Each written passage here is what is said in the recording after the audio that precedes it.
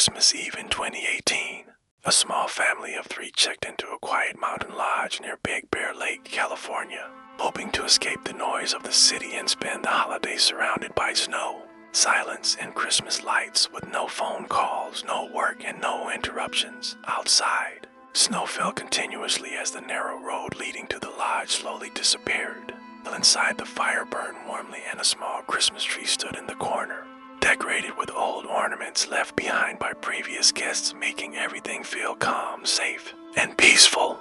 At exactly 10:41 p.m., their 6-year-old son suddenly looked toward the window and quietly said that someone was standing outside, which made his parents laugh at first because there were no neighbors nearby and no lights anywhere in the forest. The boy insisted that the figure was not moving, so the father walked to the window and looked outside, only to find nothing there, no person, no footprints in the snow, and no signs that anyone had been near the lodge. At 11:12 p.m., the power abruptly went out and the entire lodge went dark, forcing the father to grab a flashlight while the mother held their son close, trying to stay calm as the silence inside the lodge became heavy and uncomfortable.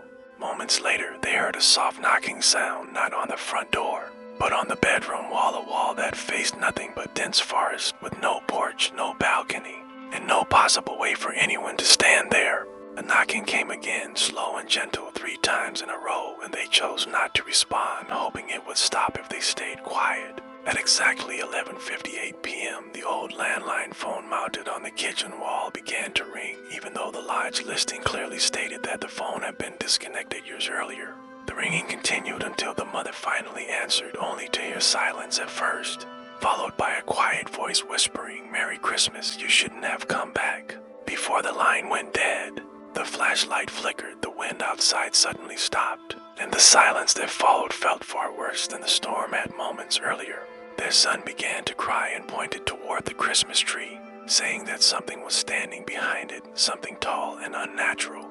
Not a shadow and not a reflection. When the father shined the flashlight toward the tree, nothing was visible inside the lodge, but outside the window, fresh bare footprints had appeared in the snow, leading from the forest directly to the exact spot behind the tree at 12:23 a.m.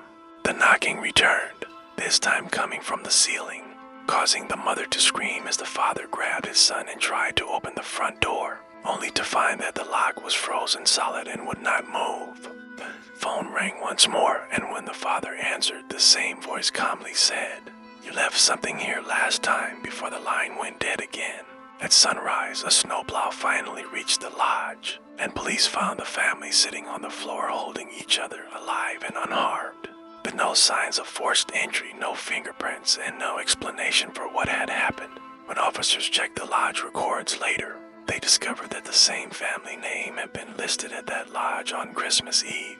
10 years earlier, the night a child disappeared and the parents were never found. A case that was eventually closed as unsolved. The lodge was shut down after that, but locals still say that every Christmas Eve when the snow is heavy enough, the phone inside that lodge rings once at exactly 11:58 p.m.